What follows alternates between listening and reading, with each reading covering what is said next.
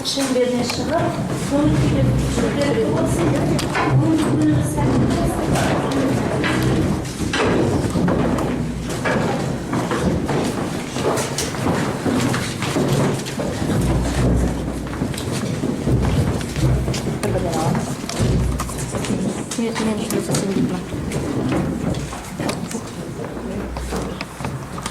Қолдарыңызға бір қағаз ілестірдім.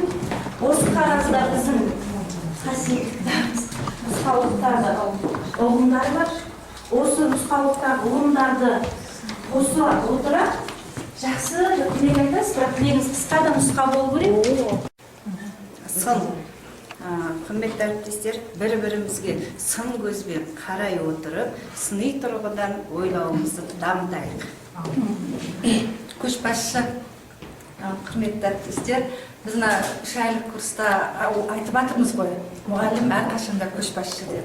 Міне осы біз өзіміздің көшбасшылығымызда тұратындай, ақтайтындай, осы курстың мақсаты мен міндетін түсіне білетін нағыз көшбасшы болайық. Және біздің тәрбиелеп отқан ұрпақтарымыз да, олар да нағыз көшбасшы болсын. Сіздерге соны тілеймін. Шығармашылық. Жаңа әдіс тәсілдерді қолдануда сіздерге шығармашылық табыс тілеймін. Зият сөзі келді.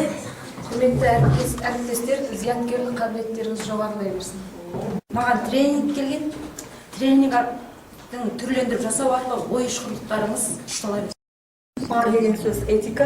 Құрметті әріптестер, барлығымыз өмірде, мектепте болсын, сабақта болсын, осы этика талаптарын сақтай білейік. Маған шүкуәж келді. Құрметті әріптестер, бағдарламаға деген шүкуәждерім қалыптасқан бақытты болсын. Маған жады кетті, құрметті әріптестер. Осы бағдарламадан алған теорияларыңыз ұзақ мерзімге дейін жадыларыңызда сақталсын. Дескриптор.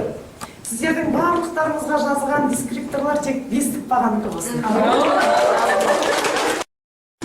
Гүлзат, бүгін кезекшіге мен рахмет айтам. Сіздер айтатын 2 жұлдыз бір тілектеріңіз болса, я болмаса 1 жұлдыздарыңыз болса Гүлзатқа.